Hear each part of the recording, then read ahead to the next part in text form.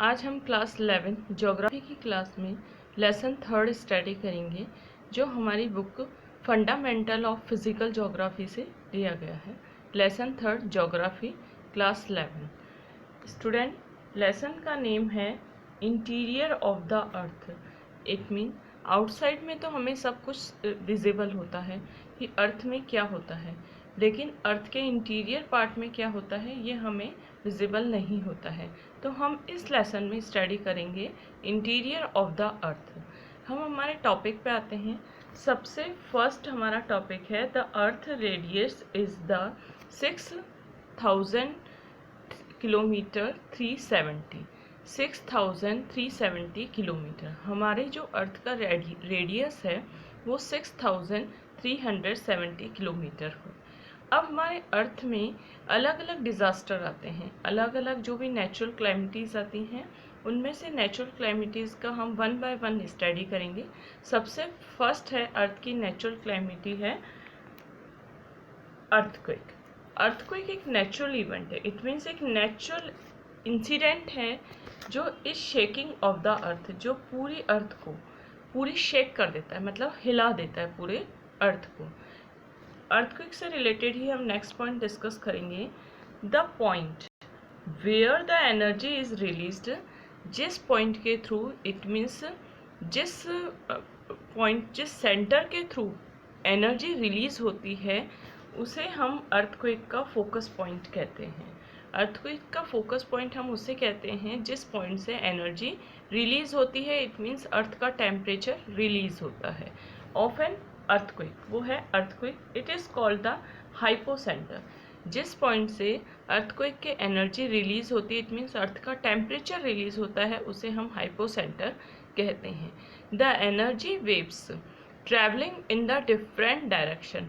Energy waves, it means ये होता है कि अर्थक्वेक की जो वेव्स होते हैं वो अलग अलग मेजरमेंट के बेस पे आती हैं, ट्रैवल करती हैं, अलग अलग डायरेक्शन में ट्रैवल करती हैं, रीच द अर्थ सरफेस, और ट्रैवल करते हुए अर्थ के सरफेस तक पहुंचती हैं। The point on the surface nearest to the focus is called the epicentre. Epicentre क्या होता है? एपिसेंटर होता है जो पॉइंट नियरेस्ट होता है सरफेस एरिया के, फोकस पॉइंट के नियरेस्ट होता है, उसे हम एपिसेंटर कहते हैं अर्थक्वेक का। सबसे पहले है अर्थक्वेक के जिस पॉइंट से एनर्जी रिलीज होती है उसे हम हाइपोसेंटर कहते हैं, और जिस पॉइंट के पास, इट मीन्स फोकस पॉइंट के पास जहाँ से अर्थक्वेक के टेम्परेचर का रिलीज हुआ है, इट मीन्स अर्थ के टेम्परेचर का रिलीज हुआ है, उसे हम कहेंगे एपिसेंटर। नेक्स्ट हमारा पॉइंट है सिस्मोग्राफ। सिस्मोग्राफ का मतलब है अर्थक्वेक का मेजरमेंट किया जाता है। जिस इंस्ट्रूमेंट के बेस पे अर्थक्वेक का मेजरमेंट किया जाता है उसे हम सिस्मोग्राफ कहते हैं। Records the waves recorded. जिस पॉइंट से अर्थक्वेक का मेजरमेंट किया जाता है, रिकॉर्ड किया जाता है, उसे हम सिस्मोग्राफ कहते हैं, जिस इंस्ट्रूमेंट से। नेक्स्ट हमारा पॉइंट आ जाता है earthquake waves. Earthquake waves, earthquake के वेव्स टू टाइप्स की होती हैं। Two types of earthquake waves, body waves और surface waves. Body waves, it mean जिस तरीके से हमारी बॉडी एक जगह से दूसरी जगह मूव करती रहती है, उसी तरीके से अर्थक्वेक की जो बॉडी वेव्स हैं वो एक जगह से दूसरी जगह पूरे ग्राउंड में मूव करती रहती है।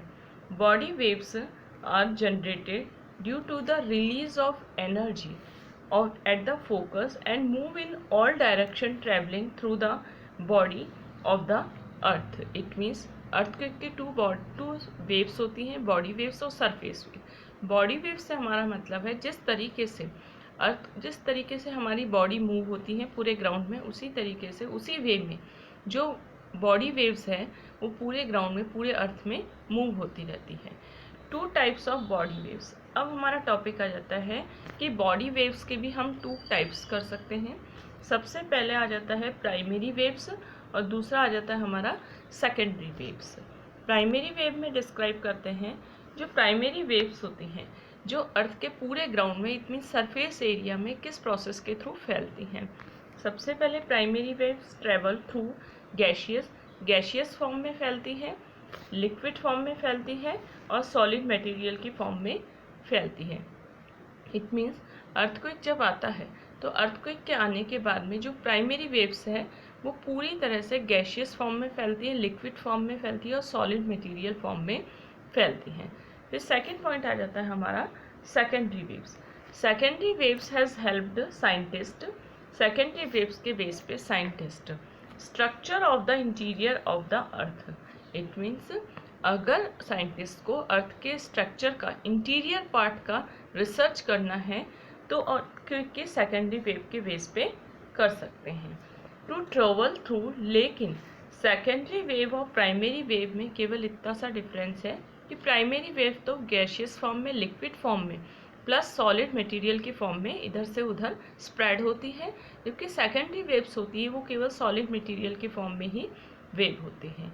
अब हमारा अर्थक्वेक से हटकर टॉपिक आ जाता है शैडो जोन।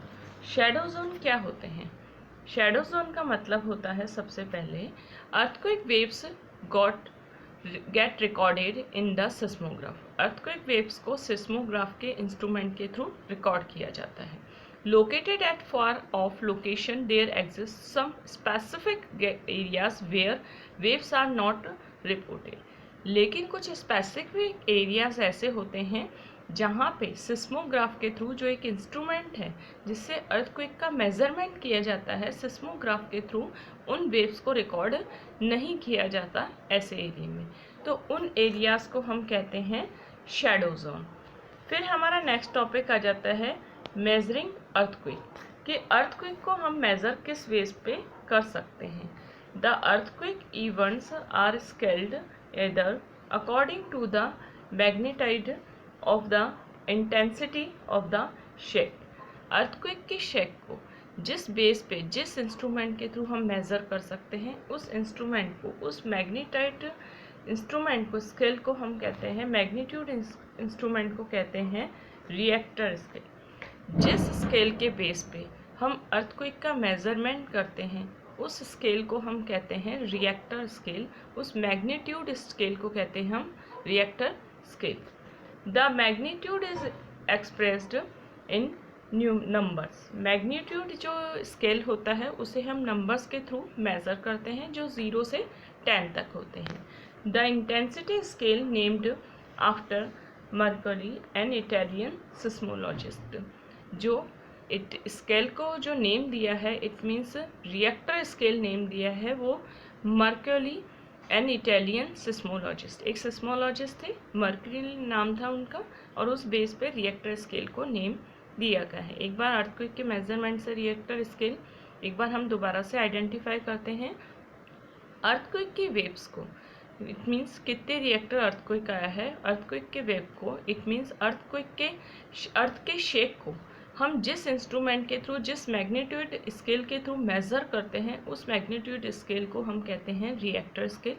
रिएक्टर स्केल में नंबर्स होते हैं 0 to 10। Intensity scale named after mercury an Italian seismologist. Intensive, it means magnitude जो स्केल होता है उसको हम, वो किस नाम पे, किस साइंटिस्ट के नाम पे, किस सिस्मोलॉजिस्ट के नाम पे आया था, मर्करी सिस्मोलॉजिस्ट, जो एक इटालियन सिस्मोलॉजिस्ट थे। अब हमारा टॉपिक आ जाता है structure of the earth. Structure of the earth में सबसे पहले हमने छोटी क्लासेस में स्टडी किया होगा क्रस्ट, मेंटल और कोर के बारे में। क्रस्ट का मतलब होता है सबसे अर्थ के आउटर मोस्ट जो लेयर होती है उसे हम क्रस्ट कहते हैं। The mental, the portion of the interior part and the crust is called the mental. जो क्रस्ट का पार्ट होता है, क्रस्ट से जो नीचे का पार्ट होता है अर्थ का, उसे हम मेंटल कहते हैं। इट मीन्स सबसे आउटर मोस्ट लेयर होती है क्रस्ट, सेकेंड लेयर होती है mental. The upper portion of the mental is called the asthenosphere. जो मेंटल का अपर पोर्शन होता है उसे हम एस्थेनोस्फीयर कहते हैं। मेंटल सेकेंड लेयर होती है अर्थ की, first layer and the outer most layer होती है क्रस्ट। स्टूडेंट्स, हमने क्लास 11 ज्योग्राफी का लेसन 3 का फर्स्ट पार्ट स्टडी किया है और हम सेकंड वीडियो में हम अपना सेकंड पार्ट लेसन 3 का ज्योग्राफी क्लास 11 का स्टडी करेंगे, जो हमारी बुक फंडामेंटल फिजिकल ज्योग्राफी में से लिया गया है।